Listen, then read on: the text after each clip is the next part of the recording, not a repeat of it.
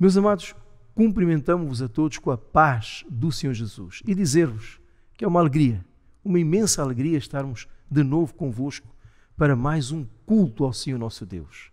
Para isso, nós queremos a presença dEle e vamos orar para que Deus nos dê uma bênção de comunhão. Oremos então. Senhor Deus, clamamos, ó Pai, pelo poder que há no sangue de Jesus Cristo. E oramos, pedindo que o Senhor nos dê uma bênção de comunhão. Liberte-nos o Senhor, dê-nos o Senhor todas as condições para podermos ter comunhão e ouvir o Pai falar conosco. Oramos assim com fé, em nome de Jesus. Amém. Meus amados, vamos agora glorificar ao Senhor Deus com o louvor que vai ser projetado e sempre lembrando a importância e a necessidade que temos de glorificar o Senhor cantando em nossas casas.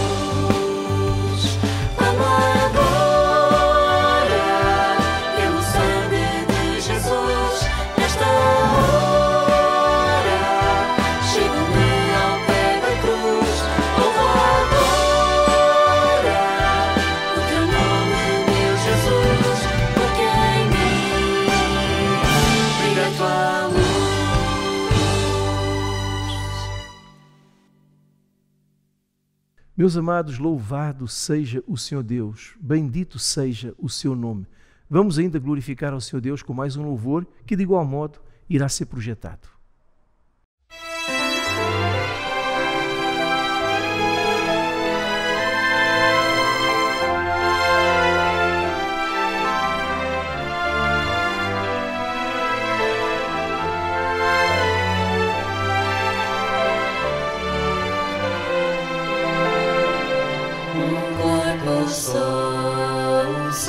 Espírito, uma esperança, um só Senhor, uma fé, um só batismo e um só Deus e Pai, um corpo só, um só Espírito, um corpo só, um só Espírito. Cristo é cabeça, corpo é sua igreja, com seu poder nos batizou o Senhor. Não há no mundo um povo unido assim, um corpo só, um só Espírito, um corpo só, um só Espírito. Da sua graça Cristo derramou em ministérios, dons e muito amor. Mas somos todos um só em Jesus, um corpo só, um só Espírito, um corpo só, um só Espírito.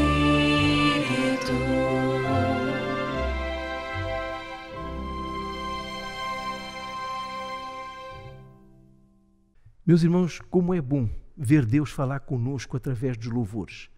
Oremos então. Nosso Deus aceita a nossa gratidão, o nosso louvor, a nossa manifestação de gratidão, profunda gratidão.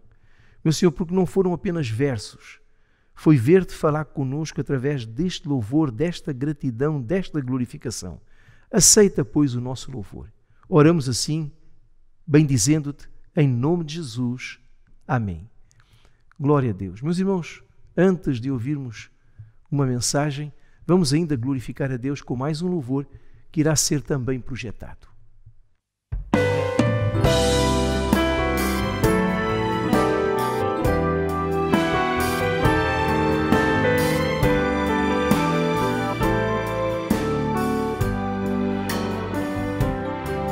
Pela fé somos salvos, pela graça de Deus revelada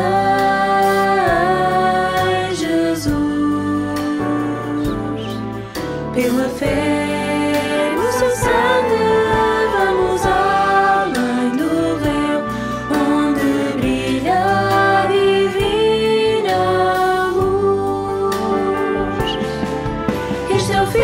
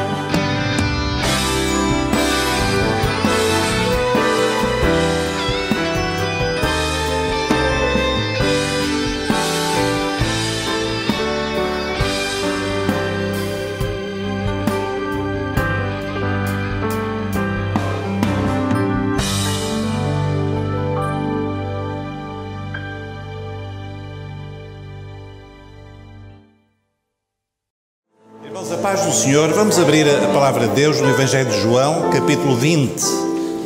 João, capítulo 20. E vamos ler 2 versículos, embora iremos comentar mais deste capítulo. O versículo 19 e 20.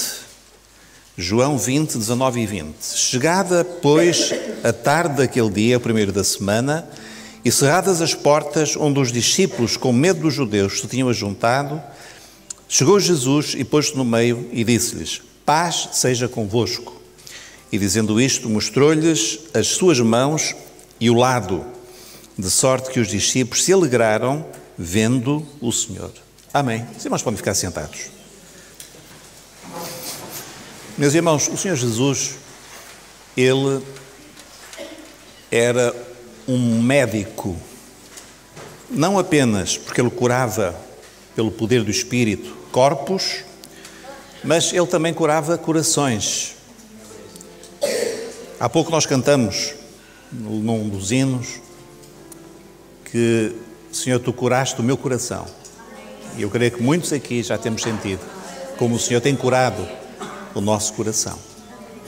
Às vezes as nossas feridas não são só exteriores, também estão no nosso íntimo, das lutas da vida, dos embates. E nós vemos aqui, irmãos, neste capítulo e no seguinte, 3 situações em que o Senhor curou 3 dos seus discípulos. alguns muito chegados, podemos até dizer todos eles bastante chegados. O primeiro foi Maria Madalena, que nós lemos aqui no capítulo 20, que ela estava a chorar junto ao sepulcro. E nós sabemos que Maria, assim como outras mulheres, mas aqui sobressai Maria Madalena, que ela tinha tido uma experiência muito profunda de libertação. Diz a história, nós não temos razão para duvidar dessa tradição, que ela era aquela mulher que levava uma vida moralmente reprovável e da qual Jesus expulsou 7 demónios. Então, a vida desta mulher transformou-se completamente quando ela encontrou Jesus e quando o Senhor Jesus a libertou dessas opressões malignas, desses pesos espirituais terríveis que estavam sobre ela e que a impediam de viver, sem dúvida, uma vida normal. Maria Madalena tornou-se absolutamente dependente de Jesus. Nós vemos-la sempre a seguir a Jesus. Para onde Jesus ia, ela estava lá. Podemos dizer que Jesus tornou-se o centro e o sentido da vida dela. Não havia mais nada, o passado dela toda a gente sabia, e agora o seu sentido era seguir a Jesus, estar com Ele, servi-lo. Por isso, quando Jesus morreu, para Maria Madalena foi um choque terrível, nós nem podemos imaginar o choque que foi para aquela mulher. E por isso nós vemos que ela vai, na manhã do primeiro dia, ela vai ao sepulcro e ela estava a chorar. Eu creio que ela não estava a chorar umas lagriminhas assim pelo canto do olho. Ela devia estar a chorar com uma profunda tristeza e angústia. Porque ela tinha perdido o referencial da sua vida. O que é que ia ser dela agora? O que é que ela ia fazer da sua vida? E, meus irmãos, e nesse dia, Jesus decidiu falar com ela pessoalmente. O Senhor Jesus apareceu a muitas pessoas. Nós lemos, num certo lugar, que ele apareceu a muitas pessoas. Mas está registado aqui que o Senhor Jesus procurou Madalena para falar-lhe a ela a sós. É possível que houvesse outras mulheres ali também, pelas narrativas de outros evangelhos. Mas Jesus dirigiu-se diretamente a esta mulher. E o que é que ele fez? Apresentou-se vivo. E quando ele se apresentou vivo, a alegria voltou à vida de Maria Madalena. Porque ela agora descobriu que, afinal de contas, a história não tinha acabado. Nós temos um hino que diz: o mundo não sabe a história de Jesus e pensa que tudo acabou na cruz. Mas não é assim. A história não acabou ali, não acabou no sepulcro. Jesus apresentou-se a ela vivo. E ali o Senhor fez uma cura no coração dela. O Senhor tirou-lhe aquela tristeza ao revelar-se a ela pessoalmente, vivo.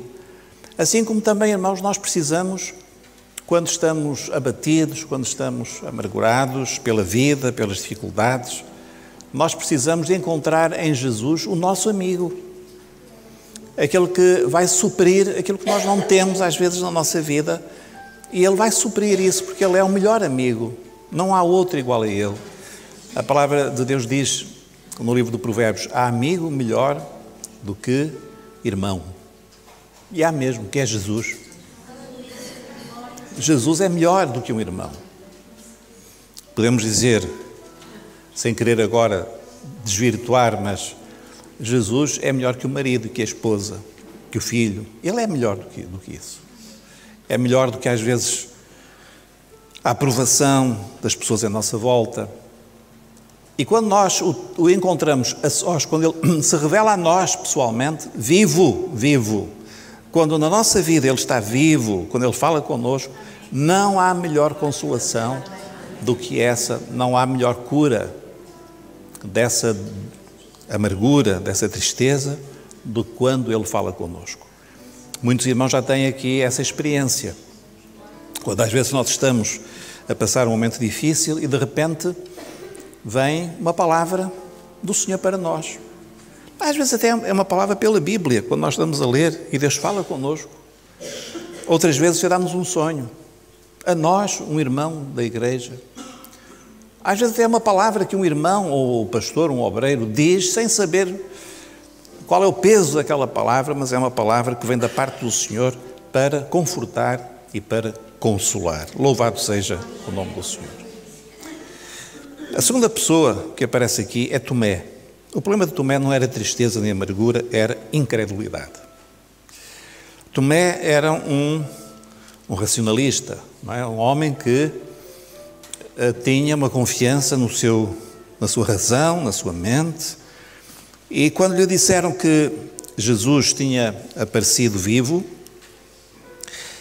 ele disse, não, eu não acredito, desculpem lá, mas eu não acredito. Ele não estava presente naquela ocasião, eu não acredito. E depois até disse, no versículo 25, se eu não vir o sinal dos cravos, daqueles pregos grandes, nas suas mãos, e não meter o dedo no lugar dos cravos, e não meter a minha mão no seu lado, que tinha sido traspassado pela lança, de maneira nenhuma o crerei. Irmãos, e eu digo uma coisa, muitas vezes nós ficamos impacientes com estas pessoas. Pessoas que dizem, se eu não vir, eu não creio. E eu já conversei muitas vezes com pessoas assim, e eu confesso o meu erro, eu fico impaciente e penso, bem, esta pessoa não quer nada. E nós às vezes quando estamos a evangelizar, a testemunhar alguém, e nos aparece uma pessoa que gosta de pensar com a sua razão, não, isso é impossível. Porque, irmãos, de facto é impossível mesmo. Como é que um morto se apresenta vivo? Isso é impossível. E há muitas coisas que a Bíblia conta que são impossíveis. Os milagres são, por definição, coisas impossíveis. Às vezes as pessoas dizem, como é que eu vou acreditar num livro que é a Bíblia, que conta histórias que o Mar Vermelho se abriu? Isso é impossível. Pois é. Só há uma pessoa que poderia ter feito isso, mais ninguém. Porque para os homens é absolutamente impossível. Mas não para Deus. Deus pode, na sua soberania, no seu plano, Ele pode fazer coisas que são impossíveis para nós. A própria salvação é impossível. Os discípulos disseram, quando aquele jovem se afastou de Jesus, e Jesus disse, eles disseram a Jesus, Senhor, quem poderá salvar-se? E Jesus o que é que respondeu? Aos homens é impossível. Irmãos, nós não estamos a falar de um Deus que é um Deus pequenino, um Deus que nós catalogamos, um Deus dos possíveis, um Deus que faz aquilo que nós achamos que Ele deve fazer, porque é assim que devia ser, tudo ordenado, conforme as regras da ciência. Meus irmãos, Deus não é esse Deus pequenino de que as pessoas falam, e é por isso que muitas pessoas não acreditam em Deus e fazem muito bem, porque é esse Deusinho, esse Deus inventado pelas pessoas. Mas, meus irmãos, o Deus único e verdadeiro é o Deus dos impossíveis. É o Deus dos milagres. Os milagres que Ele faz pela sua vontade, com um objetivo. E por isso Tomé diz, não, isso é impossível. Isto é uma doença. Na vida de muitas pessoas, isto é uma doença. A incredulidade. Mas o que é que fez Jesus? Deixou, assim, esqueçam Tomé, lá para fora com Tomé. Às vezes nós dispensamos as pessoas muito depressa. Não, esta pessoa não quer nada. Eu uma vez estava com um amigo a testemunhar uma jovem médica e o meu amigo dizia assim, porque, como sabe, a Bíblia é a palavra de Deus. E a Bíblia diz, e ela disse, a Bíblia é a palavra de Deus. Eu não acredito. E o meu amigo disse assim, então não temos mais nada a falar. Eu fiquei assim, mas não tem mais nada a falar. Será que acaba aí a conversa? Às vezes nós acabamos conversa com amigos, com parentes.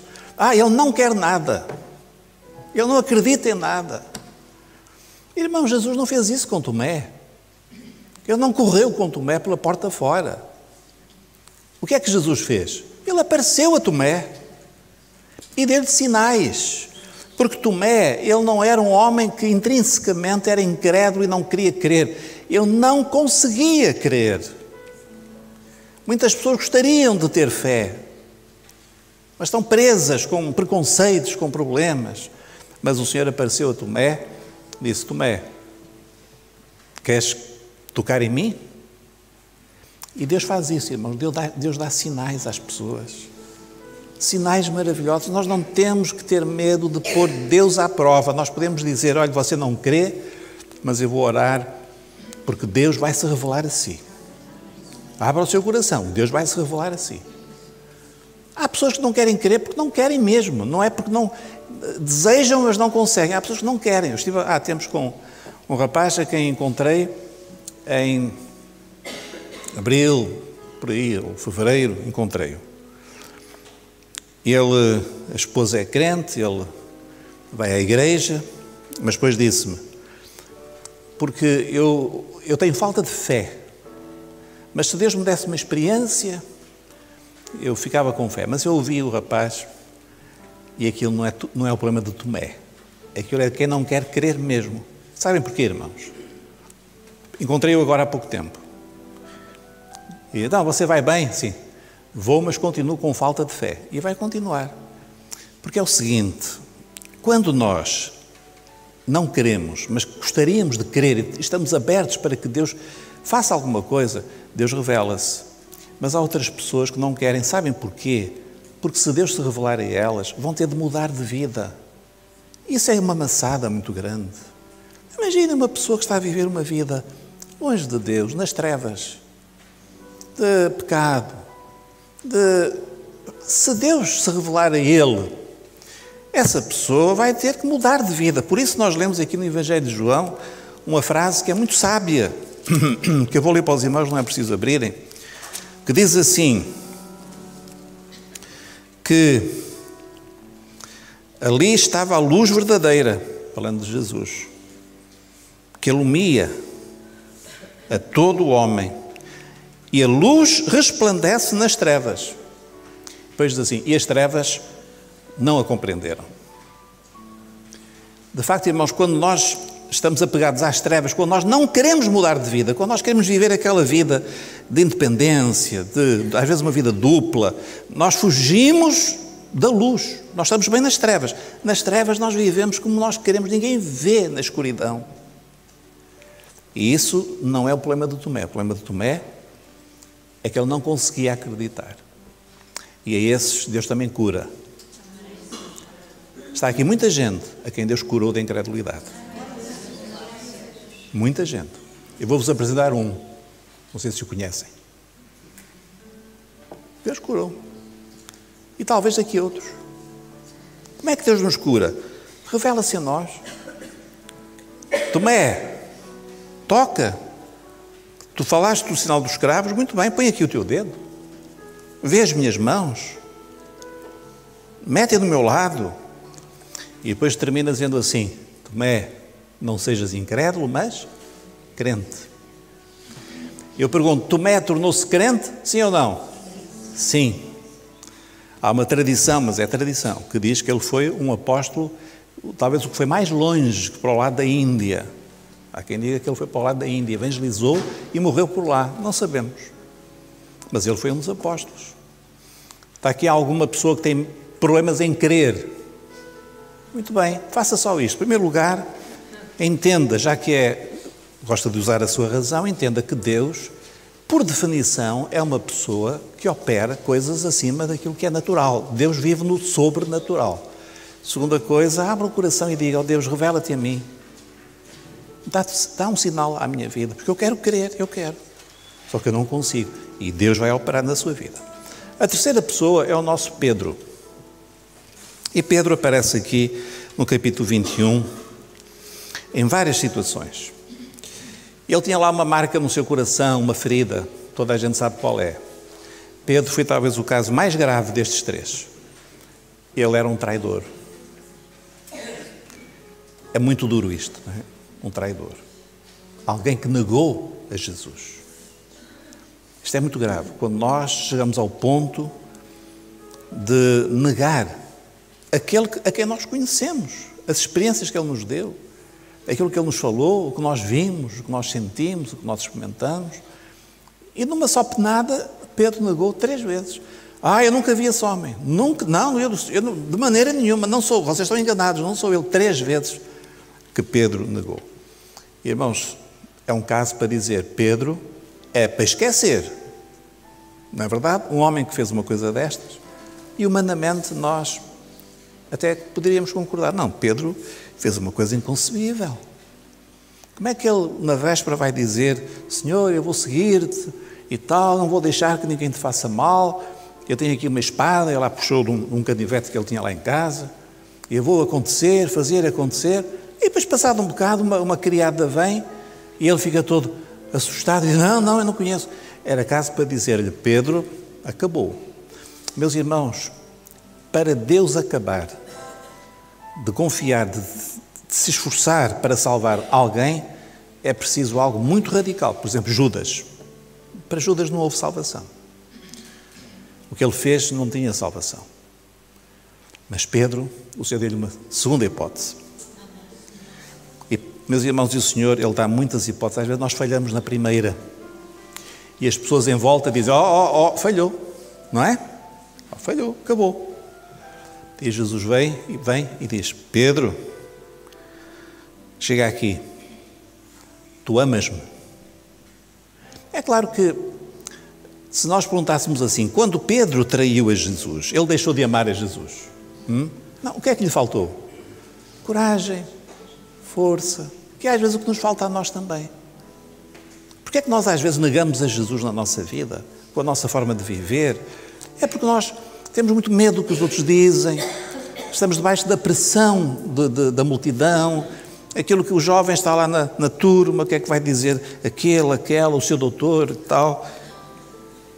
Mas, meus irmãos, ele amava a Jesus? Ele amava a Jesus. E o Senhor Jesus perguntou, Pedro, filho de Jonas, amas-me? Ele disse, sim, Senhor, tu sabes que eu te amo. Há aqui um pequeno jogo de palavras que nós em português não apreendemos bem, porque nas primeiras 2 vezes, Jesus pergunta 3 vezes. Da primeira 2 vezes, Jesus usa um verbo, a língua grega é muito interessante. O Espírito Santo usou esta língua grega porque ela tem muitas nuances variáveis que às vezes nós não temos em português e em outras línguas. Então, a primeira palavra é uma palavra que significa amar com amizade. Tu és meu amigo, é filéu. Pedro, tu és meu amigo. Apacenta os meus cordeiros. Segunda vez, Pedro, Simão, tu és meu amigo. Mas na terceira vez Jesus usa uma palavra diferente. É aquela palavra daquele amor de que fala 1 Coríntios, não é? O amor é sofrido, que é HP, não é? Que quer dizer, é um amor de sacrifício, é um amor de ir até à morte. É aquele amor que Deus diz que o marido deve ter pela esposa.